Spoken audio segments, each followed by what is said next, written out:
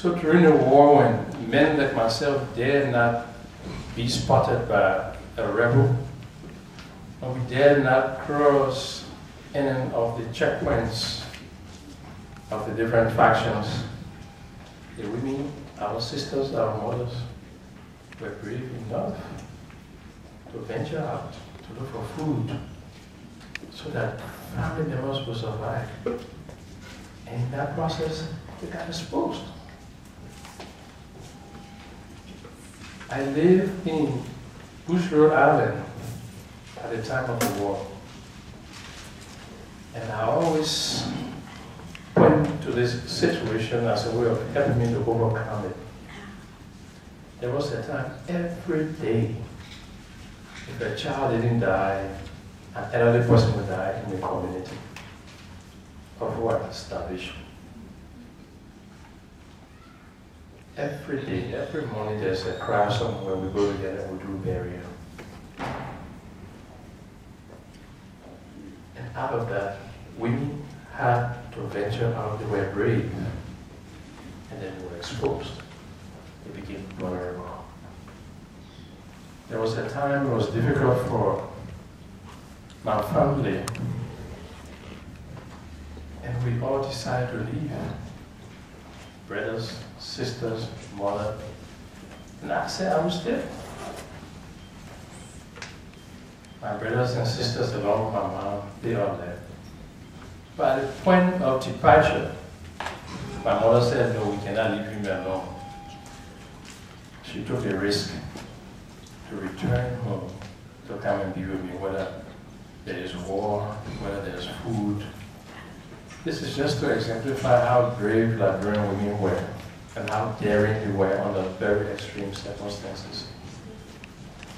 And because of that, they became victims of rape. They became conscripted into armed forces. And you know of the story and the horror of what women went through in Liberia.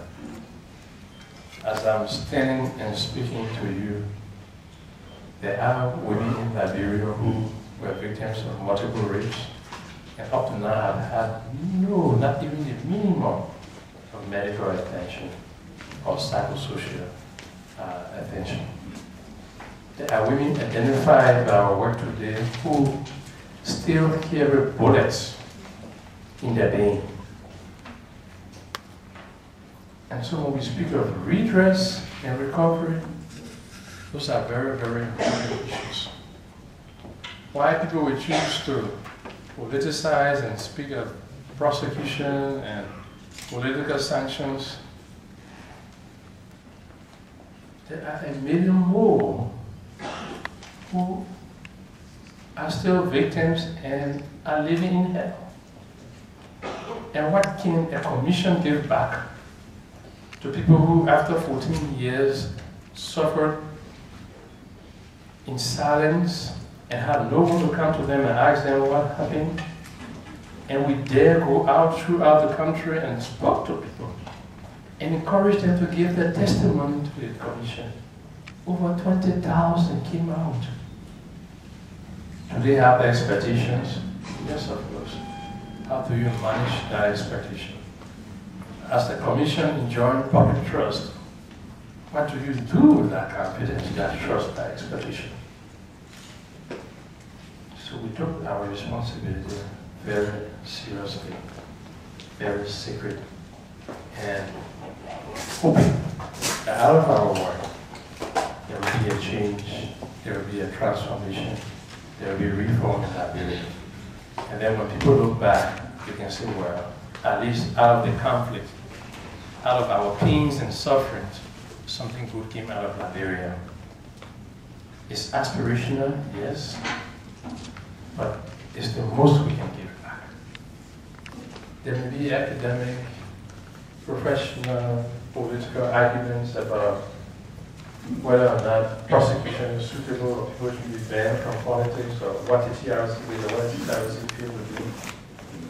But no one can dispute that out of our work, the conflict indeed took place, and there were a myriad of violations of human rights. It's well documented. is beyond dispute. And indeed, there were people who were responsible. In a society where impunity is taking the form of a culture, if you are not radical about breaking away from the past, we are bound to repeat the past. People wonder if commissioners were depending on anything to be so daring in coming forward with the kind of recommendations today. People from the international community approached us and said, don't publish any name. Put the names in an envelope and submit it to the government so that it can be considered in the future.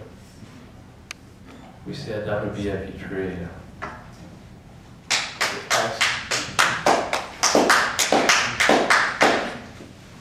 We said no. At great risk, personal, and whatever, we will do what we do, both to do. The axes we should name and make recommendations, we'll do it. And there isn't anything that we should shy away from or hide. There are a lot of things that were already known by Liberians and non-Liberians alike. But who dared to bear the cat? Who had the obligation, who had the responsibility and legal duty to do so? We chose to do what was honorable and right to do. That is why you have a set of recommendations that we have. I tell you today, those recommendations are far-reaching. Those recommendations are transformative in their nature and scope. Those recommendations are meant to move Liberia forward beyond the passivity of accepting the order of the day and allowing things to continue the way it has been. We identified the root causes of the conflict. We did our best to express it in a way that all Liberians, and even those who don't know Liberia, reading the report takes you back and takes you into the psyche of Liberians. If you read the TRC Act, you will see the burning desire of a people for justice, for redress.